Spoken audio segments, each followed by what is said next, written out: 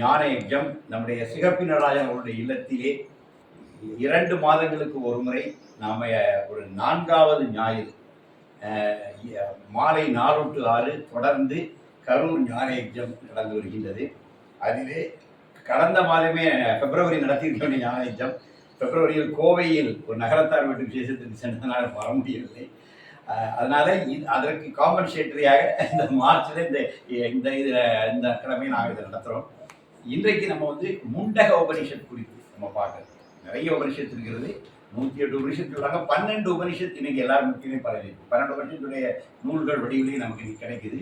கொஞ்சம் கொஞ்சமாக அந்த 12 படிக்க போகிறேன். ஒரு 5-6 ஆண்டுகளுக்குள்ள 12 உபனிஷத்து படிச்சுருக்கோம். இப்போ நம்ம இது ஈஷா உபனிஷத்து முடிச்சிட்டோம். இப்போ அடுத்தது முண்டக உபனிஷத்து. அது 18 ஸ்லோகம் தான். இது 62 ஸ்லோகம். கொஞ்சம் பெருசு, பெரிய உபனிஷத்து. ஆனால் நம்ம பார்ப்போம். முண்டகம் பிள்ளையதுன்னா மொட்டை. முண்டகம் சொன்னாலே மொட்டை போட்டது. மொட்டை போட்டவங்க படிக்கிற உபனிஷத்து அப்படின்னா என்னது? அந்த காலத்தில் சன்னியாசிகள் குட்டி மொட்டை. அப்போ மொட்டை போட்டவங்க படிக்க வேண்டிய உபனிஷத்தை தான் அவங்களுக்கு கரெக்டாக வச்சுருங்க. அதனால இது தலையை முண்டகம் செய்தவர்கள் படிப்பாங்க. இந்த உபனிஷத்து படிக்கவங்க முண்டகம் செய்வா. அந்த அளவுக்கு ஒரு பவித்திரமான உபனிஷத்துன்னு சொல்ல வராங்க. ஆனால் அப்புறம் இந்த உபனிஷத்துக்கு உள்ள போய் பார்த்தா அப்படிலாம் இல்லை. கிரகஸ்தர்களுக்கான உபனிஷத்துன்னு அப்போ தான் தெரிஞ்சுக்கிட்டேன். உபனிஷத்துக்கு உள்ளவே படிக்கும்போது தான் இந்த உபனிஷத்தே ஒரு கிரகஸ்தனுக்கு ஒரு ஞானி சொல்லி கொடுத்த மாதிரி அந்த உபனிஷத்து வந்து இந்த விஷயத்துக்கு வந்துடுவோம்.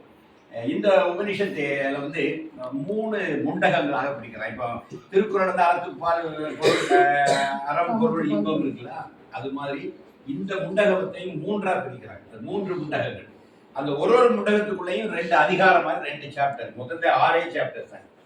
3 முண்டகங்களாக பிரித்து ஒன்றொன்றுக்கும் 2 பிரிவுகள் வச்சு 6 அத்தியாயத்துக்குள்ள இந்த ஸ்லோகங்கள் வருது. 64 அப்படி பிரிச்சுட்டாங்க. 6 பிரிவுகள். அது முன்ன இருக்கும். 1 9 இருக்கும், 1 18 இருக்கும். இந்த எண்ணிக்கையெல்லாம் கணக்கு. இன்னொன்று சொல்லிடுறேன். உபனிஷத் என்பது யாரோ ஒருத்தர் உட்காந்து ஒரு நாள் எழுதி வெளியிடுறது. அது பல கை மாறி வந்திருக்கு. பல தலைமுறைகள் மாறி இன்னைக்கு நம்ம கையில் வந்திருக்குது. அதனால இது கிடைத்தது சில சுலோகங்கள் அழிந்து போயிருக்கலாம், கிடைக்காம கூட போயிருக்கலாம். கிடைத்த சுலோகங்கள் கடைசியாக வந்து தொகுத்து இந்த முண்டக உபனிஷத்து கையில் வந்து.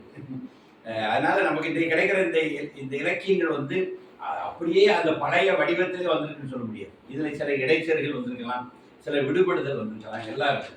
ஆனா இதுக்கு நடுவில் அந்த தெரிக்கிற ஞானம் தான் நமக்கான விஷயம். அது நிறைய கிடைத்த அந்த ஸ்லோகங்கள்ல அந்த ஞானம் வெளிப்படுகிறது.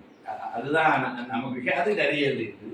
இதுல முதல் முண்டகத்தை இந்த தடவை உங்களுக்கு முதல் முண்டகத்தில் முதல் அத்தியாயத்தை இந்த முறை முதல்ல இந்த உபனிஷத்தை எப்படி ஆரம்பிக்கும் கேட்டாச்சுன்னா, பிரம்மாவை தான் பெருந்தெய்வமா பார்க்கணும். நம்ம பிரம்மா விஷ்ணு சிவம்.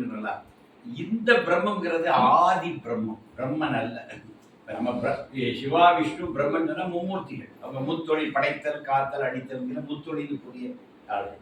இதுல சொல்ற பிரம்மாங்கிறது வந்து ஆதி மூலம். பிரம்மம்னாலே அதான் இந்த உலக தோற்றத்துக்கான மூலம். பிரம்மன் தான் படைக்கிறான். இந்த உலகமே தோன்றுவதற்கு முன்னாடி என்ன இருக்கும்? ஒரு மூலம் இருக்கும், ஆதி மூலம்.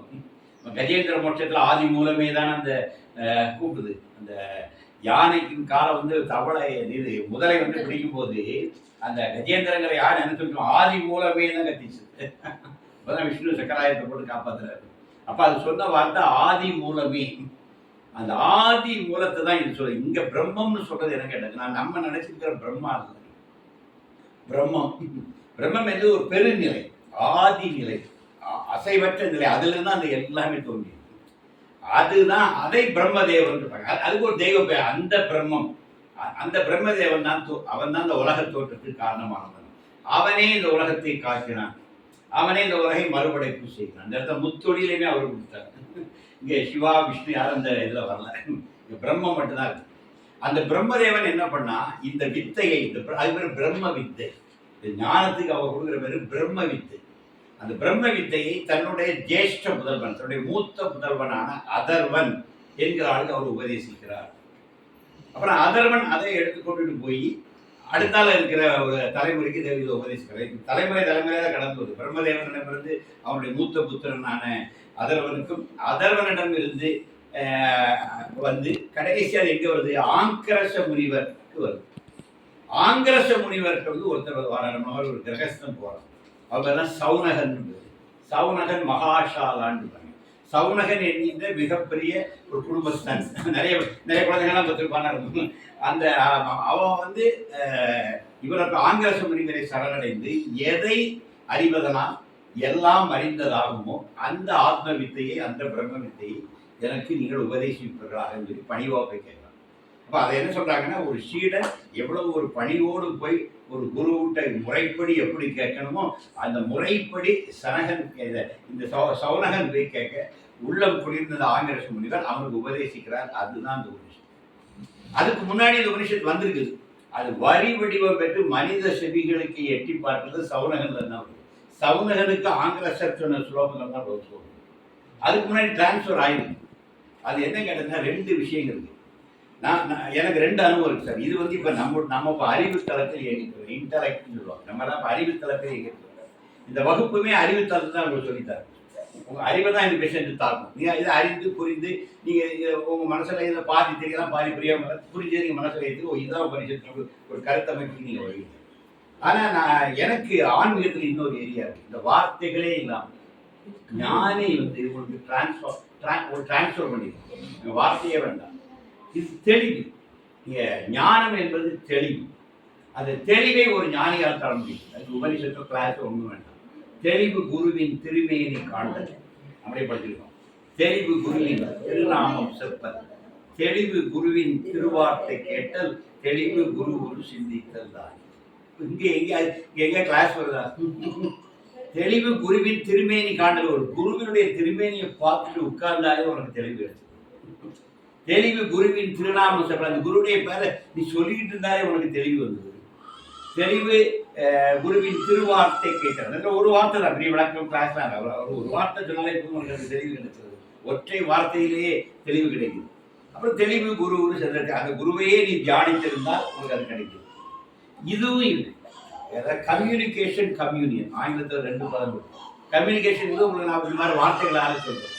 கம்யூனியன் ஒன்று இருக்குது. அந்த வார்த்தைகளே கிடையாது. மௌனம் மௌனத்தால் இருக்குது. இப்போ தட்சிணாமூர்த்தி வந்து கல்லால மரத்தின் கீழே அப்படி இருக்கிறார், அமைதியா இருக்கார். அவருக்கு 4 பேர் உட்காந்துட்டார், அவங்களும் அமைதியா இருக்காரு. மௌனமும் மௌனமும் பேசிட்டு இருக்கு. மௌனம் மட்டும்தான் இருக்கு. மௌனத்தை மௌனத்தால் தான் சொல்லி தர முடியும். நம்ம தான் மௌனத்தை வந்து பேசி சொல்லிவிட்டு ட்ரை பண்றோம். மௌனத்தை மௌனத்தால் தான் விளக்க முடியும்.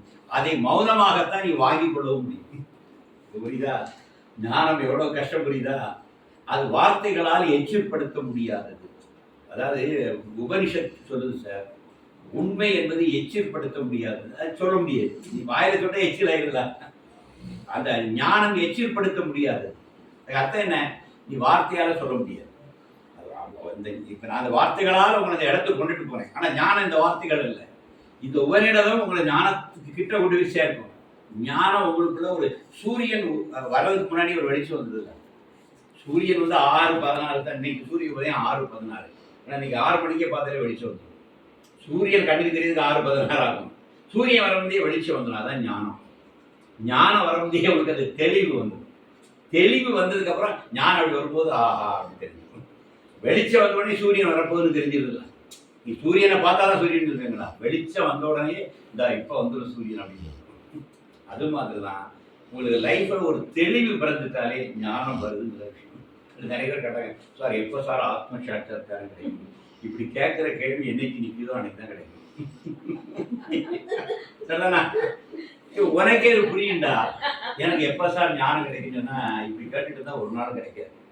ஏதா அந்த தெளிவு வரும்போதே அவனுக்கே தெரிஞ்சிடும் சார், ஞானம் கூட வந்துடாது. வெளிச்சம் வந்தால் சூரியன் வருவது போல தெளிவு வர வர வர ஞானம் டக்கு ஞானம் சமீபித்து ஞானம் பக்கத்தில் வந்துங்கிறார். அதனால தான் அந்த தெளிவு கிடைக்கும்.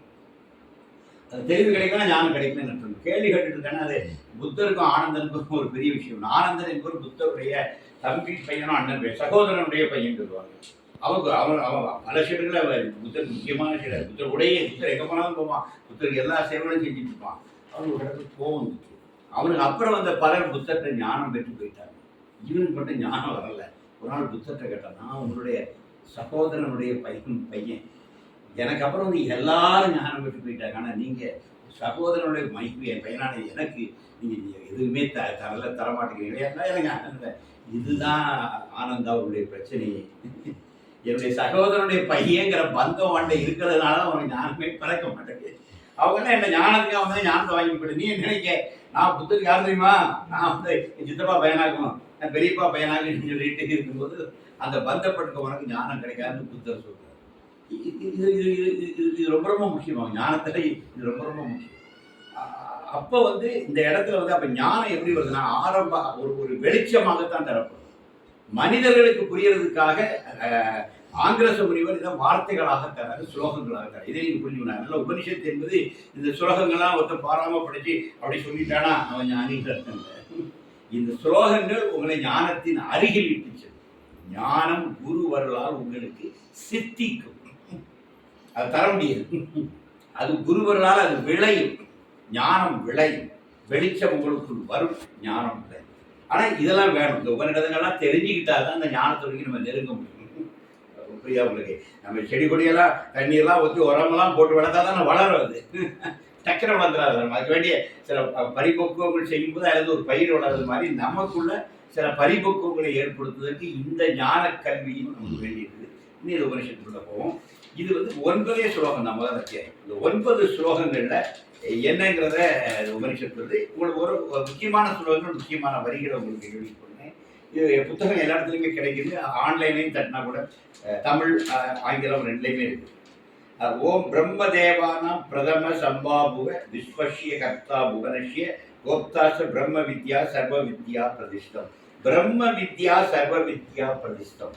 நீ பிரம்ம வித்தை உனக்கு தெரிஞ்சுட்டா சர்வ வித்தைகளும் பிரதிஷ்டம். பிரம்ம வித்தை தெரிஞ்சுட்டா உலகத்துல எல்லா வித்தைகளும் தெரிஞ்சு. அதான் அடிப்படையான வித்தைங்கிறத சொல்லுது. அதர்வாய ஜேஷ்ட புத்திராய பிராக. அவருடைய ஜேஷ்ட புத்திரன்னா மூத்த மைந்தனாகிய அதர்வனுடைய பரம்பரையாக அது கடத்தப்படுகிறது, சொல்லப்படுகிறது, கடத்தப்படுகிறது. அந்த ஞானம் அப்படியே கடத்தப்பட்டு வந்திருக்கு. கடைசியில் எங்கே வருது? ச பரத்வாஜாய சத்தியவாகாய ஆங்கிரசே பராவரம். பரம்பரையாக, பராவரம்னா பரம்பரையாக பரத்வாஜத்திலிருந்து சத்தியவாகாரத்திலிருந்து, சத்தியவாகாரத்திலிருந்து ஆங்கிரஸ் என்கிற முடிவிற்கு வருது.